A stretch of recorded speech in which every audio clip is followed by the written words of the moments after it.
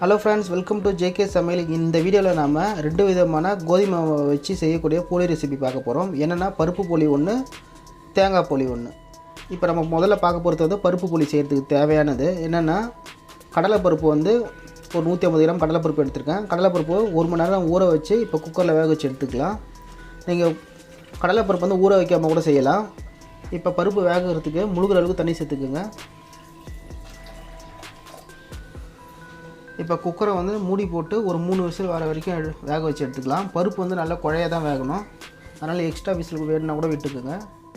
இப்போ போலி செய்யிறதுக்கு கோதுமை மாவு வந்து நான் 2 கப் எடுத்துக்கிறேன். இந்த 2 கப் கோதுமை மாவும் சேர்த்து ஒரு 200 கிராம் இருக்கும். இப்போ கோதுமை மாவுல வந்து உப்பு வந்து ஒரு 1/4 டீஸ்பூன் சேர்த்துக்கலாம். இப்போ கோதுமை மாவை பிசைஞ்சு எடுத்துக்கலாம். கொஞ்சமா தண்ணி சேர்த்துருங்க முதல்ல. அதாவது பிசைகிற மாவு வந்து சப்பாத்திக்கு மாவு பிசையத்தோட கொஞ்சம் இலக்கா பிசைங்க. இது கூட வந்து ஒரு 2 டீஸ்பூன் ஆயிலும் சேர்த்துக்கோங்க. ஆயில் சேர்த்துட்டே பிசைங்க. உங்களுக்கு மாவு பிசையும் போது கையிலையும் ஒட்டாமல் வரும். மாவு பிசைஞ்ச பிறகு திரும்பவும் 1 டீஸ்பூன் ஆயில் சேர்த்துருங்க. மேலே 1 டீஸ்பூன் ஆயில் சேர்த்துட்டு மாவு மேலே அப்படியே மூடி வச்சுருங்க. ஒரு 10 நிமிஷம் ஆகட்டும்.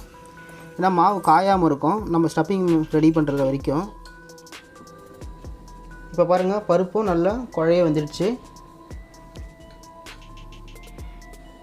போலி செய்கிறதுக்கு பருப்பு வந்து இந்த மாதிரி தான் நல்லா குழைய வேக வச்சு எடுத்துக்கணும்.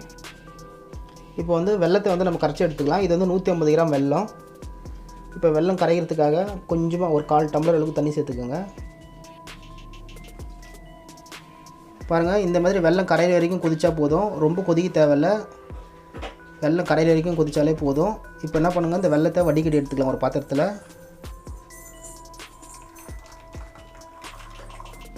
வெல்லத்தில் இருக்கிற இந்த டஸ்ட்லாம் போகிறதுக்காக தான் வந்து வெல்லத்தை வந்து தண்ணியில் கொதிக்க வச்சுட்டு இந்த மாதிரி வடிகட்டி எடுத்துக்கிறோம்.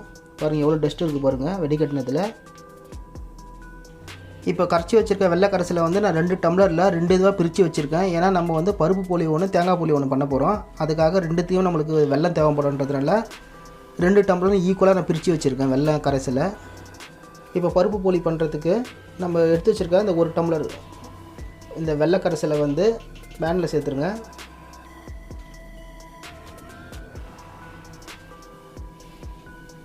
இப்போ இது நல்லா நுர வர வரைக்கும் கொதிக்கணும். இப்போ இது கூட வந்து ஒரு 1/4 டீஸ்பூன் ஏலக்காய் பொடியை சேர்த்துக்கலாம். பொடியை சேர்த்து நல்லா கலந்து விட்டுருங்க. நுர வரைக்கும் கொதிச்சா போதும். பாருங்கள் இந்த அளவுக்கு நுர வரணும். இப்போ என்ன பண்ணலாம், வேக வச்ச பருப்பில் வந்து சேர்த்துக்கலாம்.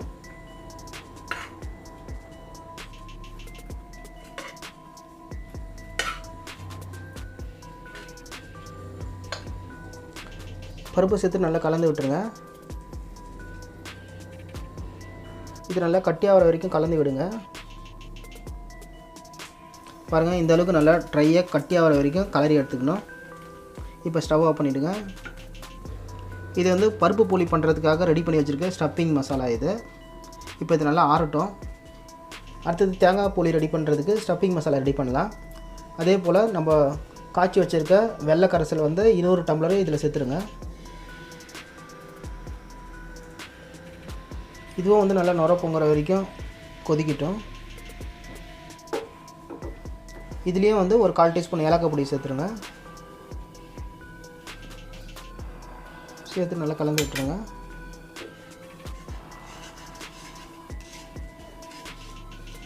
பாருங்கள் இந்த மாதிரி நுர பொங்குனதுக்கப்புறம் இதில் துருவி வச்சுருக்க 1 கப் தேங்காவை சேர்த்துக்கலாம். தேங்காய் சேர்த்து நல்லா கலந்து விட்டுருங்க. இதுவும் நல்லா ட்ரை ஆகிற வரைக்கும் நல்லா கலரி விடுங்க.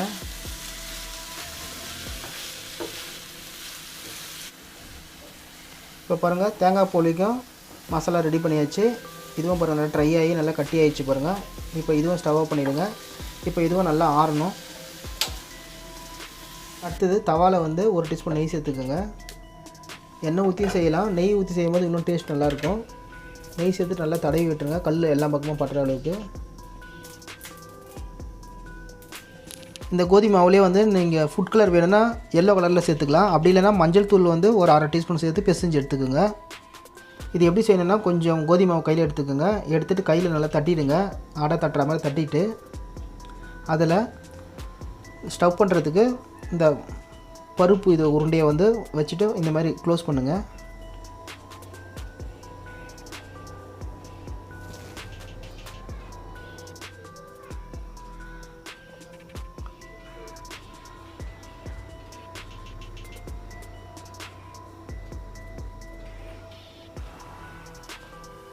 க்ளோஸ் பண்ணிவிட்டு எக்ஸ்ட்ரா வர மாவை வந்து எடுத்துருங்க.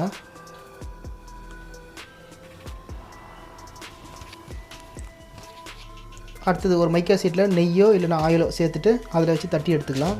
நம்ம கையிலே தட்டி எடுத்துக்கலாம். நமக்கு வந்து போலி வந்து எந்த சைஸுக்கு வேணுமோ அந்த சைஸுக்கு நீங்கள் தட்டி எடுத்துக்கோங்க. இப்போ மைக்காவில் வச்சு தட்டினதை வந்து அப்படியே வந்து திருப்பினாலே வந்துடும். கை வச்சு திருப்பினாலே வந்துடும். அதை இப்போ தோசைவில் சேர்த்துட்டு சுட்டு எடுத்துருங்க. ஒரு நிமிஷம் ஆனதுக்கப்புறம் இன்னொரு பக்கம் திருப்பி போடுங்க. இப்போ போலி 2 சைடுமே வெந்துடுச்சு. இப்போ போலியை ஒரு பிளேட்டில் எடுத்து வச்சிடலாம். இது வந்து பருப்பு போலி. இப்போ பருப்பு போலி ரெடி ஆகிடுச்சு. இப்போ இதே மாதிரி தான் வந்து பருப்பு போலி நம்ம செஞ்சு எடுத்துக்கணும். இப்போ அடுத்தது வந்து தேங்காய் போலி எப்படி செய்யலான்னு பார்க்கலாம். அதே போல் கோதுமை மாவு எடுத்துக்கோங்க. இதில் வந்து ஸ்டஃப்பிங் மசாலா அந்த தேங்காய் மசாலா எடுத்துக்கோங்க. வச்சுட்டு அதே போல் ஸ்டஃப் பண்ணிவிடுங்க.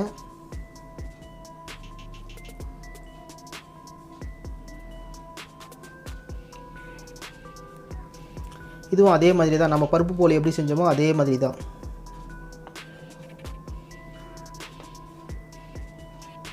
செஞ்சுட்டு ரவுண்டு ஷேப்பில் உருட்டிட்டு எக்ஸ்ட்ரா வர மாவை எடுத்துருங்க. இப்போ அதை அப்படியே இந்த மைக்கா ஷீட் மேலே வச்சு கையிலே போலி தட்டி எடுத்துருங்க.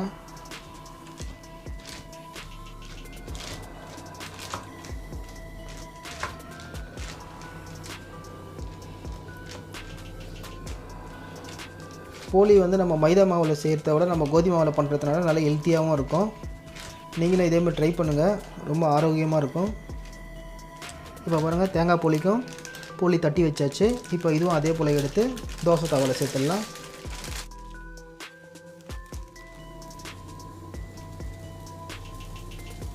இதையும் ஒரு நிமிஷம் ஆனதுக்கப்புறம் இன்னொரு பக்கமும் திருப்பி போடுங்க.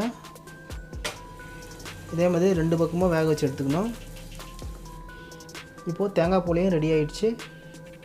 இதுவும் ஒரு பிளேட்டில் எடுத்து வச்சிடலாம். இப்போ கோதுமை மாவில் வச்சு செய்யக்கூடிய 2 வகையான இனிப்பு போலி ரெடி ஆகிடுச்சு. ஒன்று தேங்காய் போலி, ஒன்று வந்து பருப்பு போலி. இதே மாதிரி தான் மிச்சம் இருக்கிற மாவுலேயும் வந்து தேங்காய் போலி, பருப்பு போலி செஞ்சு எடுத்துக்கலாம். நீங்களும் அடுத்த வாட்டி போலி செய்ய ட்ரை பண்ணிங்கன்னா இதே மாதிரி மைதா மாவில் பண்ணாமல் கோதுமை மாவிலே ட்ரை பண்ணுங்கள், ரொம்ப ஆரோக்கியமாக இருக்கும். இந்த ரெசிபி பிடிச்சிருந்தா இந்த ரெசிபியை லைக் பண்ணுங்கள், ஷேர் பண்ணுங்கள். நமது ஜksamayal சேனலை இதுவரைக்கும் நீங்கள் சப்ஸ்கிரைப் பண்ணாமல் இருந்தீங்கன்னா மறக்காமல் சப்ஸ்கிரைப் பண்ணிவிட்டு கூட ஒரு பெல் பட்டன்லேயும் ப்ரெஸ் பண்ணி ஆல் என்ற ஆப்ஷன் செட் பண்ணி வச்சிட்டிங்கன்னா நம்மளோட ஒவ்வொரு அப்டேட்டும் நீங்கள் மிஸ் பண்ணாமல் பார்க்கலாம். மீண்டும் அடுத்த வீடியோவில் சந்திக்கலாம். தேங்க்ஸ் ஃபார் வாட்சிங்.